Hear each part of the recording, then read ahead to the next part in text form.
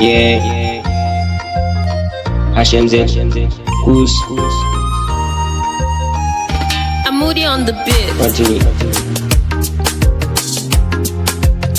Ku daina yin zina, maza da mata ku daina yin zina.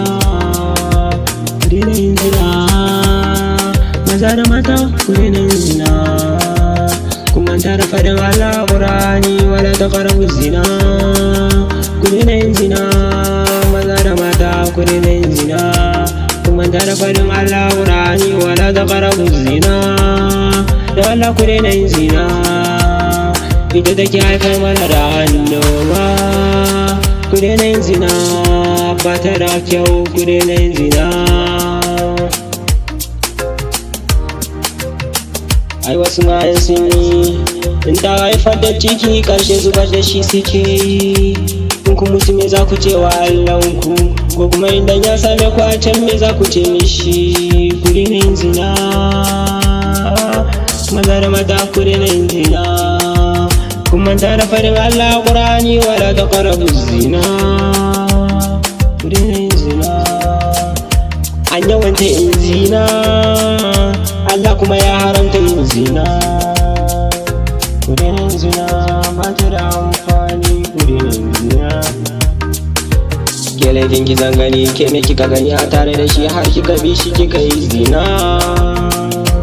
Kashi kashin ta an samu ciki kuma ke ce a kunci. Kin zub da mutuncinki, kana kin zub da na iyayenki. Har a anguwa ba a kallon darajar ki.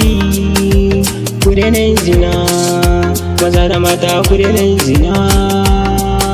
Allah ya hana yin zina, har a Qur'ani ya ce wala taqrabu zina.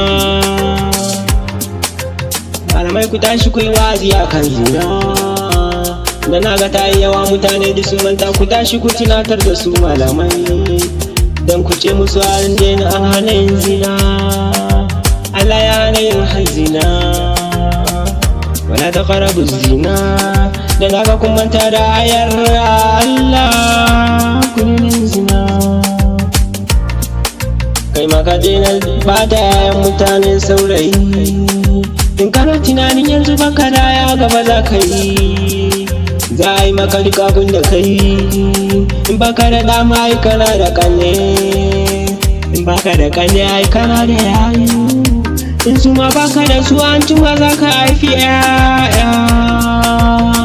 Ka daina bata yayan mutane, don Allah ku daina bata yayan mutane.